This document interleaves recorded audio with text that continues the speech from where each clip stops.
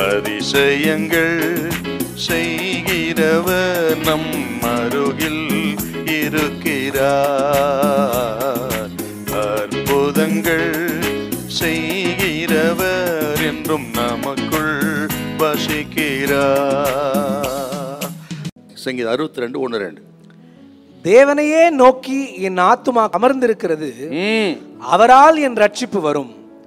அவரே என் கண்மலையும் என் ரட்சிப்பும் என் உயர்ந்த அடைக்கலமுமானவர், நான் அதிகமாய் அசைக்கப்படுவதில்லை.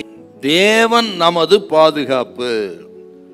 தேவன் நம்ம பாதுகாப்புன்னா இந்த ரட்சிப்பு என்ற வார்த்தை வருது பார்த்தீங்களா, அதை கொஞ்சம் உற்று கவனிக்கணுங்க.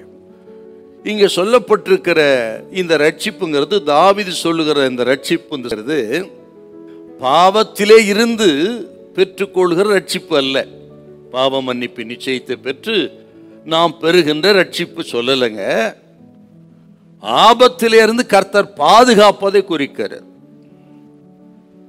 அநேக ஆபத்தான சூழ்நிலை நமக்கு இருக்கிறது இந்த உலகத்தில். அப்போ ஆபத்திலிருந்து நம்மை பாதுகாப்பதை குறிக்கிறது. அதுதாங்க இந்த ரட்சிப்புன்ற வார்த்தை. ஆண்டவரை பாதுகாப்பாக நினைக்கிற, அடைக்கலமாக நினைக்கிற தேவ பிள்ளைகளுக்கு இந்த உலகத்தில் எந்த விதத்திலும் அவர் அசைக்கப்பட மாட்டார். அந்த அளவுக்கு அவர் நம்புகிற மக்களுக்கு பாதுகாப்பு உண்டு. இந்த ரட்சிப்பு, அடைக்கலன்ற 2 வார்த்தையை நம்ம பார்க்கிறோம். இதுல இந்த அடைக்கலன் வார்த்தை இருக்கு பார்த்தீங்களா, இதுக்கு எபிரேயத்தில் மெஷுடா அப்படின்னு அர்த்தங்க.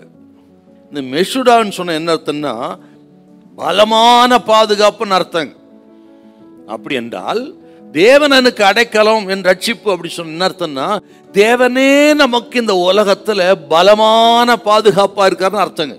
இந்த பயம் நிறைந்த உலகத்தில், பாதுகாப்பு இல்லாத உலகத்தில் ஆண்டவர் தான் நமக்கு பாதுகாப்பு.